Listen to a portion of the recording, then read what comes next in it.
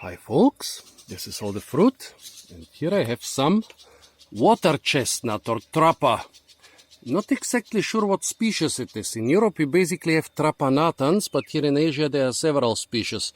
I have some experience with Trapa bicornis, and this could well be Trapa bicornis, if I could reach the ones over there.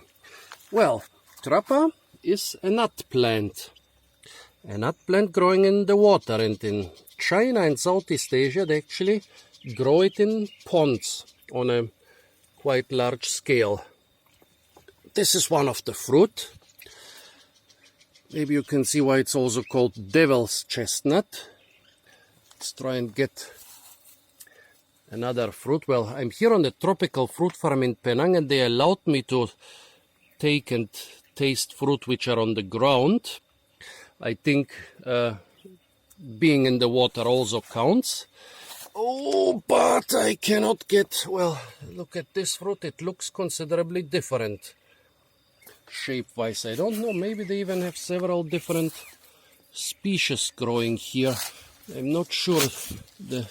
Those nuts, they look quite different from each other.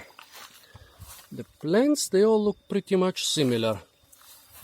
A very interesting plant, the rosette, which is hanging on a spiral-shaped long stem, so that when the water rises or sinks, the rosette always stays afloat, with inflated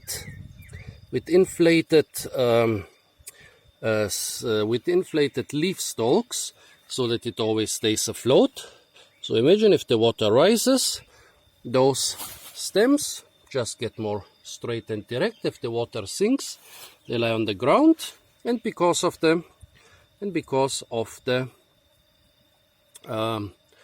inflated leaf stalks, the rosette always stays afloat. This is the nut. It also stays afloat until it doesn't anymore, and until it attaches itself on the lake or river or pond ground and starts growing. Very interesting nut here. The tips of the spines are covered with barbs. They're like a barb covered spear. Yeah, I don't know what those hairs above this tip are for. Maybe that's where the seedling comes from. The water chestnut has been with mankind from time immemorable, probably for hundreds of thousands of years. It has always been an important staple in the swamps and river valleys of Asia, but also in Europe. Basically in the stilt villages, which were typical in Europe thousands of years ago, especially around the Alps, there are giant piles of water chestnut shells outside all of those villages, which are still giant piles thousands of years later, because water chestnut was one of their staples. Well, I'm not so sure if you eat it raw or if you need to prepare it, but for the sake of this video,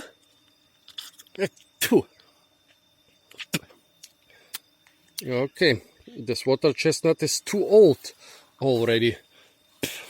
Bah. I just got a mouthful of nice Penang mountain water. Well, there are some chestnuts over there which seem more fresh, but I don't know if those are ripe.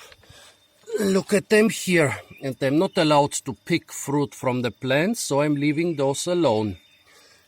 Well, the nuts which are afloat, they seem to be old. Let's look at this one here. This looks a bit more tough. Maybe there is still something inside.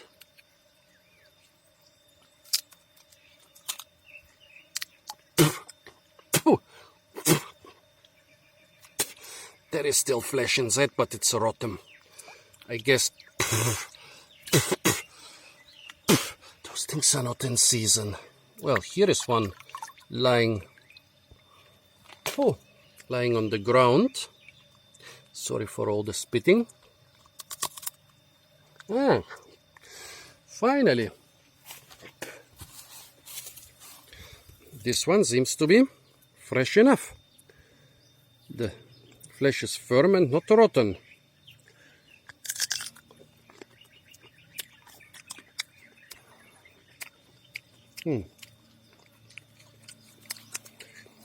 A flavor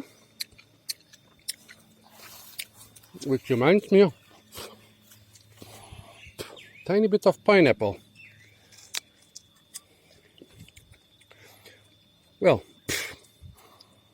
a consistency like a chestnut soaked in water. I got to have the smell of the rotten one. Oh god, disgusting. But this one is quite okay. Yeah. Nice.